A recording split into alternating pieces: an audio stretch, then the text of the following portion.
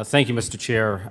No technology should be judged solely by its abuses or worst possible uses. Every technology has constructive uses and destructive uses, and crypto is no exception. Take as an example the automobile, which has a death toll of more than 40,000 Americans every year. The proper legislative response to the automobile is not to ban it, it's not to sabotage it, it's to regulate it, it's to make it safer. And as far as I'm concerned, the proper role of Congress is not to sabotage digital asset transactions, but to make them safer, to strike a careful balance between financial stability and innovation. There is a narrative that crypto and blockchain have no use cases beyond criminality, no benefit, that these technologies are nothing more than a fraud and a grift and a scam. Right? That's the caricature of crypto that often pervades mainstream media coverage. And so I have a few questions about the use cases of crypto. I'll start with Stripe. Does blockchain, and these are yes or no questions, does blockchain have the power to enable better, cheaper, and faster payments and remittances? Yes. Would you consider that a beneficial use case? Yes.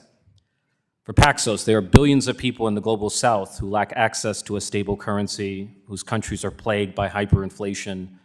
Does blockchain have the power to afford those impoverished people access to a stable currency and protection from runaway inflation?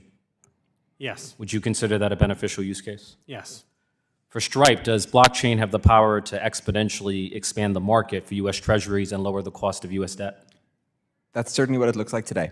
Would you consider that a beneficial use case? Very much so. Bank of New York, does blockchain have the power to tokenize real-world assets and facilitate custodial banking? Yes, it does. Would you consider that a beneficial use case? Absolutely. Now, Bank of New York is the bank of Alexander Hamilton. It's the oldest bank in the United States, the ultimate expression of the traditional financial system. I imagine you're obsessed with regulatory compliance. As the oldest bank in the world with more than $50 trillion in assets under custody and administration, would the Bank of New York waste its valuable time and resources and reputation on a technology that had no use cases beyond criminality? Does that sound remotely plausible? No, we would not. Now, tokenization is becoming the future of the global financial system. And as more and more assets become tokenized and more financial transactions become blockchain-based, does the lack of regulatory clarity around blockchain put the U.S. at risk of losing its financial competitiveness? Bank of New York. Yes, it does. And if the United States had gotten internet regulation wrong, do you think the United States would have gone on to dominate the internet-based financial system that eventually emerged, Stripe? Very hard to say, of course, but quite plausibly not. So it would stand to reason if the United States gets blockchain regulation wrong, do you think the U.S. will go on to dominate a blockchain-based financial system that might ultimately emerge? No, I don't think it will, and we've already seen some evidence that if the U.S. doesn't move here, the nexus of activity will move elsewhere.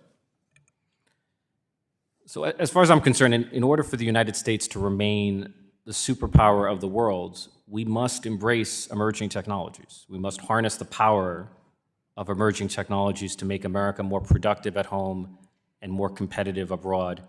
And any policy that has a chilling effect on experimentation with new technology could erode American competitiveness. I had a special hatred for SAB 121 because it essentially had the effect of prohibiting an institution like Bank of New York from even experimenting with blockchain technology.